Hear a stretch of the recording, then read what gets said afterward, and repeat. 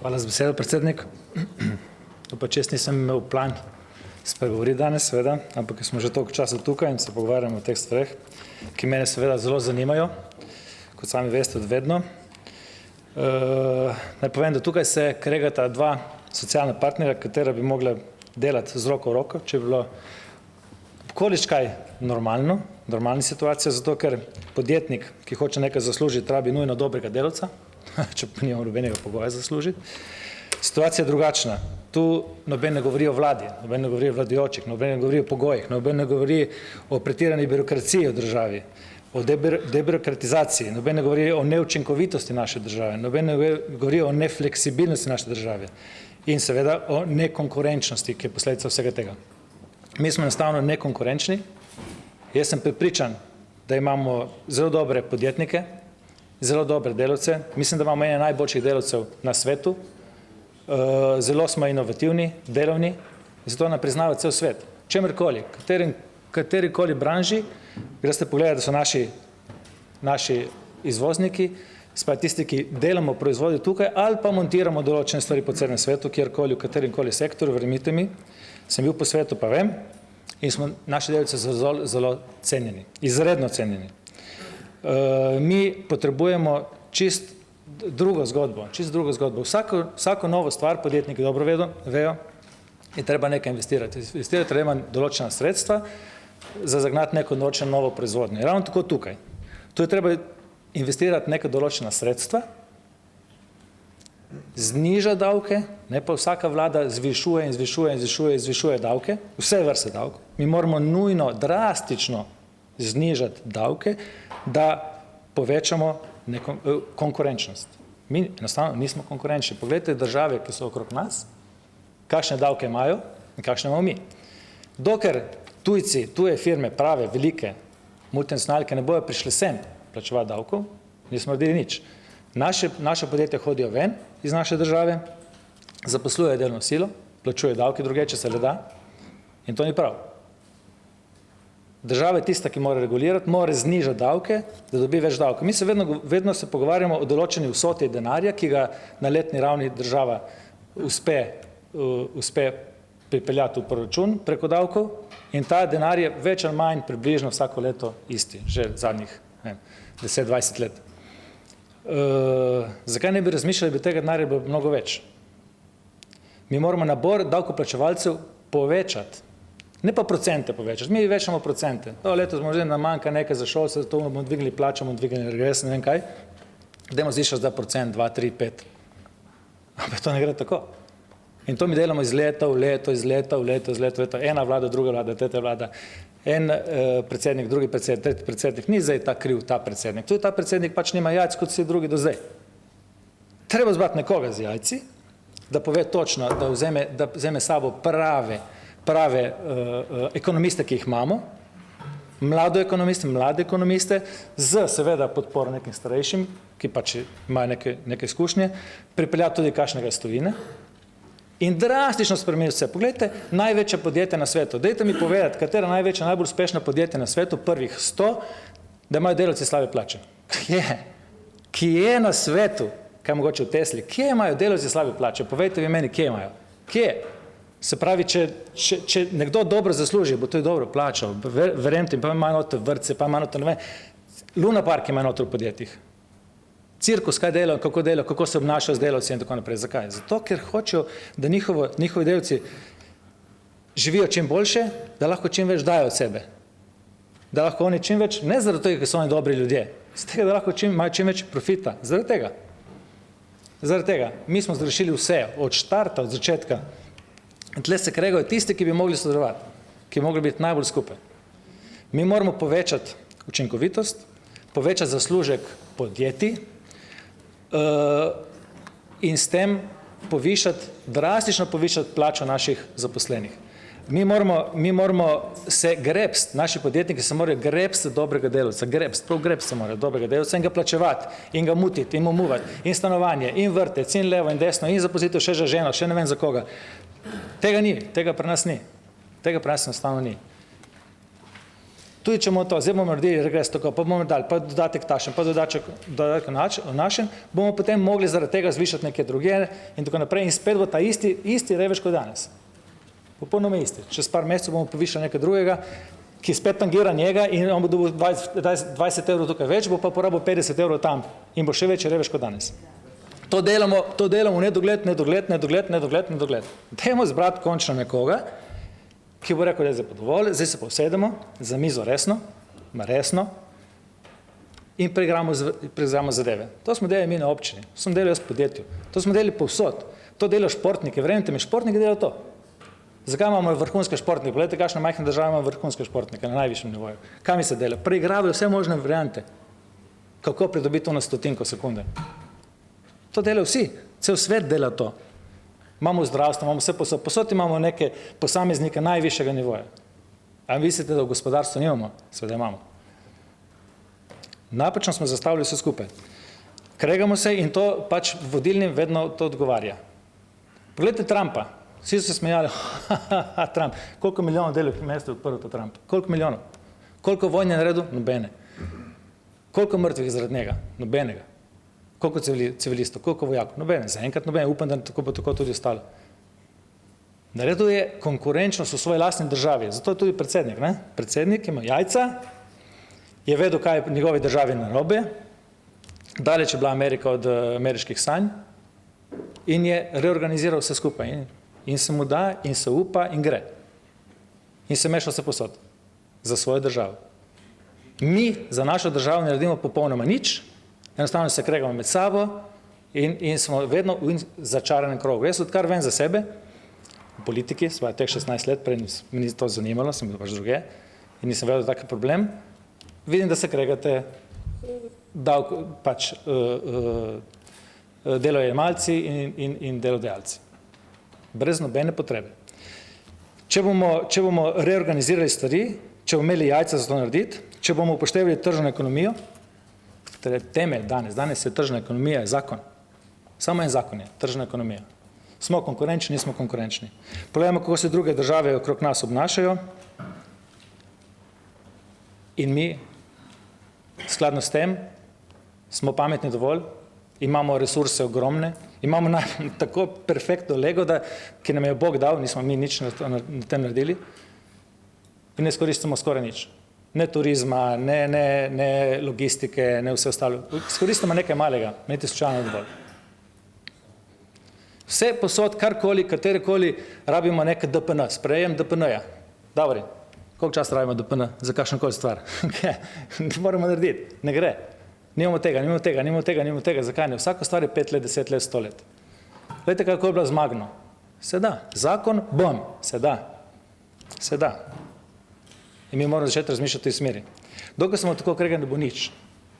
Dajmo mi kot državni svetniki predlagati državi, da tudi mi sodelujemo in da spremenimo sistem. Ne, da spremenimo sistem iz socializma. Dejstvo je, da mi smo v kapitalizmu. To smo se odločili že davno. In kapitalizem pa je tako. Kapitalizem je od tukaj do tukaj. Najbolj socialen, kar je možno, to, kar naj bi mi bili, kar si mi želimo, in najbolj brutalen, kar si mi ne želimo. In jaz sem za to, da smo tukaj, ali pa vsaj nekje bliže tega. Ampak ne moramo biti pač čez to črto, ne moramo biti v socializmu. Ne gre. Če nekomu se ne da delati, pač ne more biti tako plačan. V javni upravi, javna uprava, najbolj zgrešeno je uravnilovka. V javni upravi, jaz sem bil pa 16 let tam, jaz moram plačati delavca, ki ne dela, isto kot tistega, ki dela po noči. Meni se niso oglašali popoldan, se mi oglašali sobote, nedelje, ki jih ni brigalo za firmo. So pa določeni, ki bi skozi nekaj, ki so imeli tak čut za firmo, so vedeli, da morajo narediti več. Dobili so pa enako plačo. Koliko časa lahko to traja? Ne more trajati. Ne more trajati. Mi moramo dobre delavce nagrajevati. In to je sistem. In to je uspeh. Poglejte vse najboljše podjetnike sveta, najboljše podjetja, koliko imajo dohodkov, kakšne dohodke imajo njihovi zaposleni. Tudi v procentih, tudi v nagradah. Poglejte Volkswagen, poglejte vse. Se ni to samo Tesla. Ali pa Apple in podobno. Hvala. Zahvaljujem se državnemu svetniku Borisu Popoviču. Dan, hvala za besedo. Mislim, da vam ne bom vzel 15 minut. Javil sem se zdaj ne na začetku, ravno zaradi tega, ker nismo bili vabljeni, sem ocenil, da sem potem na vrsti nekako na koncu. Tako da hvala za besedo. Prva reč, ki mislim, da nam relativno dobro uspeva med socialnimi partnerji zadnji čas, vsaj kar se tiče pogajanj, ki jih imamo na drugih področjih, je to, da se nekako trudimo nositi na mizo argumente, da ne prihaja tudi do posploševanj in da ne govorimo na pamet. To so v bistvu ena osnovna pravila, ki morajo veljati, in ko se pogovarjamo o raznih zadevah, ko recimo leti splošno na to, kako država funkcionira, o tem, da smo nefleksibilni, nekonkurenčni, neučinkoviti, dragi in tako naprej, je vedno treba pogledati tudi podatke in potem se primerjati v kakšnem smislu, zaradi tega, da sploh vemo, kje se lahko izboljšamo. Kar se tiče, koliko stanemo, delež davkov v BDP, Madžarska je dražja, Avstrija je dražja, Nemčija je dražja, Italija je dražja in če gremo gor, so vsi dražji. Mi smo cenejši. To je prva stvar. Kar se tiče nekonkurenčnosti, izvoz nam izjemno raste, hvala gospodarstvu. Nek razlog je za to. Se pravi, nekatere stvari delamo prav. In pri takih zadevah, ko se pogovarjamo, kaj delamo prav in kaj delamo narobe, treba biti zelo ekspliciten, da vemo, kaj delamo narobe, ker če ne lahko popravimo tiste stvari na narobe, ki jih delamo prav. Zdaj pa, ker vmes tudi je bila omenjena eno podjetje, mi imamo slovenski primer v primeru ene ameriške družbe, ki je bila omenjena, ki se je zgodil primer tako imenovanega IPS-a, ki je pri nas dobro znan in je mož šel v tožbo. Tako da jaz zastopim, da so tam zaposleni, ki imajo dobre plače, ampak tam IPS model se je tudi razvil in se je razmahnil in en izmed Slovencem bil udeležen v en zelo neugoden primer, padca, mislim, da z ene strehe in je marsikaj to za sabo potegnilo. Tako da tudi vsi tisti, ki izgledajo zelo, tako bi rekel, moderni in jim mediji zgrejo odlično in življenje živijo preko Twitterja predvsem, na drugi strani se zgodijo določene zgodbe, ki pa niso pri medijih. To smo imeli tudi pred leti, recimo v tekstilni industriji in podobno, te sweatshope in tako naprej, kako so nekateri z briljantnimi blagovnimi znamkami, odličnimi plačami v svojih jedrnih državah. Ker se je pozabilo, da obstaja tudi neka periferija, kjer se pravi, se vse to delo dela. Podobno kot danes se pogovarjamo o tem, kam grejo smeti. In se vsi čudimo, ko se nekatere države uprejo, ko grejo napačno, se pravi, kaj se pa tej bunijo, nesi so dobili posel. Ja, ne, dobili so smeti. Zdaj pa k vsebini, ker mislim, da je bil ta od za mano namenjen ravno temu in se strenjam s tem. Se pravi, prva stvar, kar se tiče minimalne plače, ta je postala politični problem ravno zaradi tega, ker bipartitni dialog ni dobro tekel. Bilo je veliko pobud znotraj bipartitne, se pravi med socialnimi partnerji, zelo, se pravi neuspešnih, tudi na ravni, se pravi države, so bile določene pobude, ki je kazalo, da morda bo prišlo do premika, ampak na koncu do premika ni prišlo. Iz tega razloga je začelo se seveda kopičiti nekako nezadovoljstvo, ne nazadnje tudi med volivci, med državljani, med delavci, in iz tega potem izhaja, da potem določene teme postajajo politični problem in pridejo visoko na politično agendo, zato so se tudi znajdle v koalicijski pogodbi, ne nazadnje. Se pravi, niso se znašle po nesreči, ampak zaradi tega, ker je bilo ocenjeno, da to je postal politični problem in ga bo treba rešiti, ker ni rešljiv bil na drug način. Jaz upam, da na dolgi rok bomo imeli dober bipartitni dialog, močen bipartitni dialog, kot se tudi sposobi in tudi obstaja v drugih državah. Mislim, da zgledov je dovolj, potencijala pri nas, se strinjam, je dovolj, imamo dobre sogovornike in na tem se zagotovo da graditi. Iz tega razloga je prišlo tudi do politične rešitve, kot je bilo tudi potem popravljeno, predlog je vložila poslanska skupina Levica, zelo visoko podporo, omenjeno je bilo 53 poslanskih podpisov. Treba je tudi omeniti, da predlog je bil vložen v bistveno bolj rigorozni obliki. Se pravi, tista varianta, ki je bila na koncu sprejeta, je omiljena v tem smislu, da se je vzpostavilo prehodno obdobje za izločitev dodatkov in še tudi se je postavil, lahko rečemo, zgornja meja, dokje se lahko te plače, minimalna, povečuje v nekem določenem obdobju, načeloma v 6-letnem. Se pravi 20 do 40% nad minimalnimi življenjskimi stroški. Ta rešitev je prišla na račun tega, da je ministrstvo za delo takrat, ko je bilo to vloženo, seveda vzelo svojo vlogo resno in probalo, kar se je pač dalo v tistem trenutku, kar se tiče socialnega dialoga, izpeljati. Se pravi, izpeljati korektni socialni dialog, prišli smo dvakrat na ekonomsko-socialni svet, povedali, kaj je težava, kakšne so možnosti in na kaj smo apelirali, da dobimo čim boljše informacije in odzive, zaradi tega, da apeliramo na predlagatelja zakona, da ne razmisli in predlaga amandmaje, s katerimi bo lahko to besedilo izboljšal, da bo tudi z vidika nekega socialnega dialoga ta boljši. Nekaj se pravi podatkov smo dobili, nekaj inputov smo dobili, na ta račun so tudi potem predlagatelji sprejeli nekaj se pravi amandmajev, ki so pomenili potem kompromis. Ampak iz tega vidika v danih razmerah smo se mi, ko se reče, da smo rigidni in ko potem se reče, ja, to se tako ne dela, mi v tistem trenutku smo naredili, kar smo lahko. Se pravi, smo bili fleksibilni, smo probali narediti maksimum, se pogovarjati s čim večjimi, da pridemo do neke pametne rešitve. Od tu naprej je treba povedati, da stališče Ministrstva za delo je naslednje, da če nekdo dela za poln delovni čas, se pravi za 40 ur na teden, mora biti sposoben dostojno preživeti brez socialnih transferjev. Mi tam še nismo. V tem trenutku nekdo, ki je na minimalni plači, tudi potem, ko bo na minimalni plači, bo še vedno prejemal relativno veliko socialnih transferjev. In to, se pravi, nismo še prišli do tistega cilja, ki se ga nekako želimo, se pravi, nekega dostojnega življenja iz svojega dela pri polnem delovnem času. Kar se tiče izločitve dodatkov, mi, ko smo te stvari strokovno, oziroma naše strokovne službe strokovno presojale, so prišli do ugotovitve, da je izločitev dodatkov strokovno utemeljena. In tle smo se mi ustavili. Bile so pobude v preteklosti, da se to drugače naredi, tudi da se uredi dodatek, se pravi na delovno dobo in tako naprej, ampak do tega na bipartitni ravni preboja, kar se tega tiče, ni prišlo. Je pa prišlo do ene spremembe zakona o delovnih razmerjih, ki predvideva, da se lahko, če se v kolektivni pogodbi tako dogovori, upošteva le, se pravi, delovna doba pri zadnjem delodajalcu. To je bilo potem na zadnje tudi na sodišču potrjeno, da je to možno. Se pravi, tam prišlo do nekega manjšega spora, spet je bil to bipartitni spor, ampak sodišče je odločilo, da imajo v tistem primeru, kot razumem, delodajalci prav. Kar pomeni, da je to možnost in je možno, da to v kolektivno pogodbo, se pravi nastavek v zakonu je. Od tu naprej država je pristopila k določenim ukrepom, ki bi znižali stroške poslovanja. Letos smo ad hoc, malo za nazaj, rešili tudi to, da regres ni več obremenjen z dohodnino, tudi ni obremenjen preostalih 70 do 100% v razmerju do povprečne plače s socialnimi prispevki, kar je bila neka razbremenitev. Istočasno tudi teče zdaj dialog, kot razumem, z Ministrstvom za finance, glede višine splošne olajšave, glede razredov in tako naprej, kar vse vpliva na to, koliko si bo od tega vzela država. In tisti podatek je bil prej povedan, tistih 53%, da si bo vzela država, jaz mislim, da ne drži.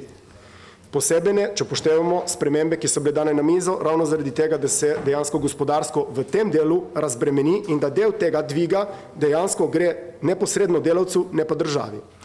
Od tu naprej je treba pogledati tudi na okolje. Dvig, se pravi vzhodne države, če pogledamo, oziroma vzhod, te, ki so, rečemo, ne bom grdo besede, periferija Evropske unije, ampak tako v praksi je.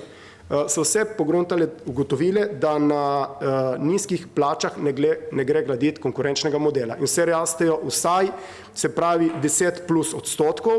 Recimo ena Španija je ekstrem, je šla, ne vem, preko 20% rasti in tako naprej, ampak to je zdaj trend, ki se že več let dogaja. In mi smo v tem trendu. Ta trend se pozna tudi v tem, da nekatere države, s katerih smo mi tradicionalno črpali kader za naše gospodarstvo, so nas začele preskakovati. Prej so vse prišle za eno leto, dve, so sposobni, pa so še naprej.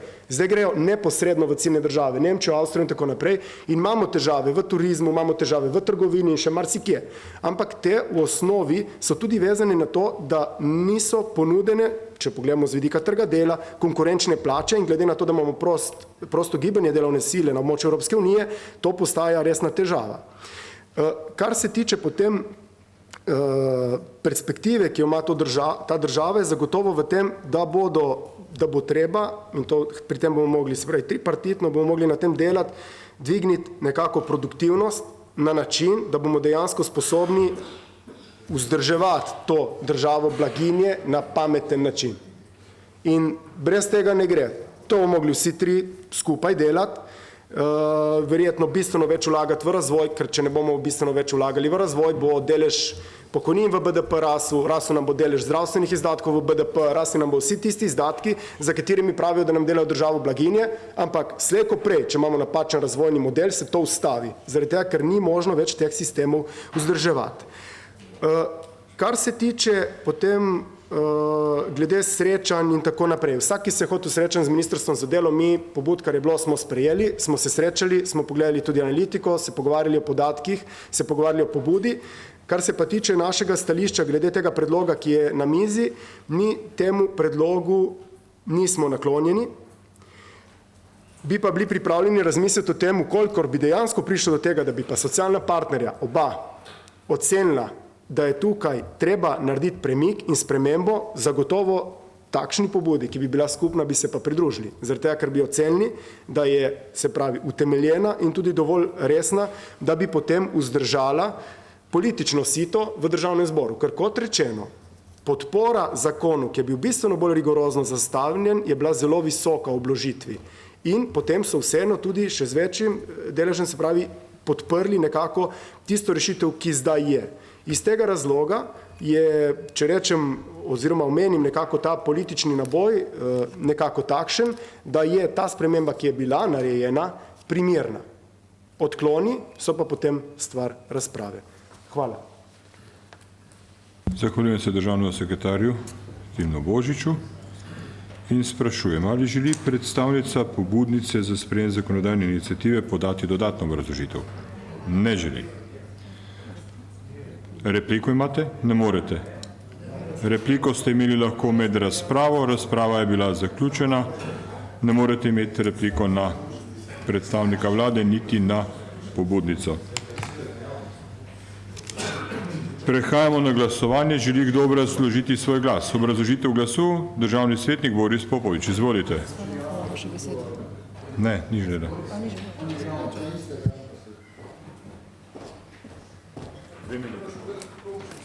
No, zelo težko je obrazložiti glas in zelo težko se odločiti, kaj sploh pritisniti.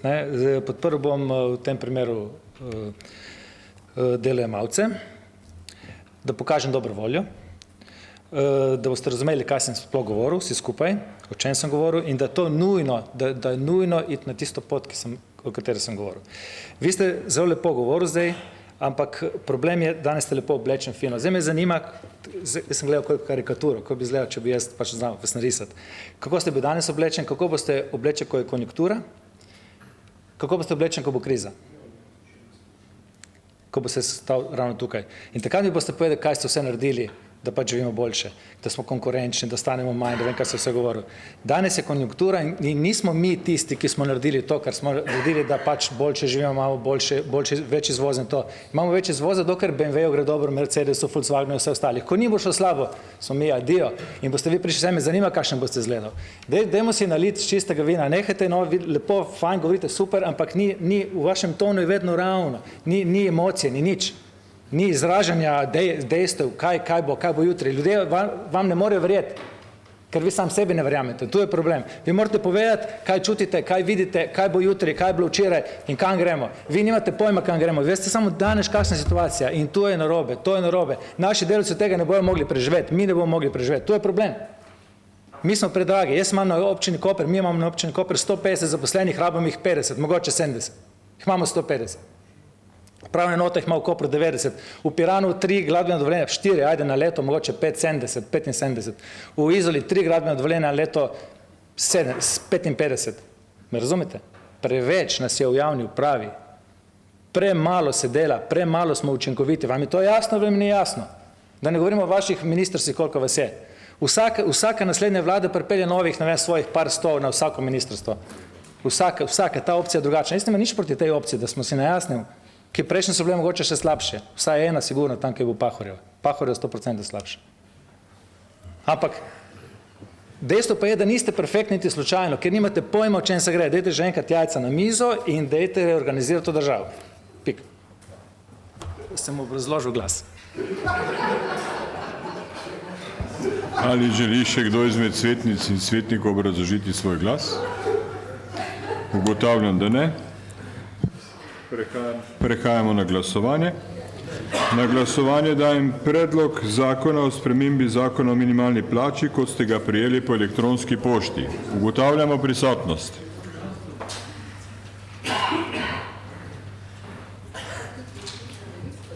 Prisotnih je 23 državnih svetnic in svetnikov. Kdo je za?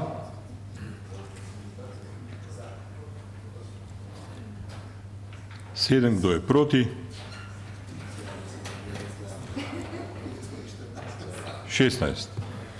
Ugotavljam, da državni svet predlaganega zakona oziroma predloga ni sprejel z 7 glasovi za in 16 proti.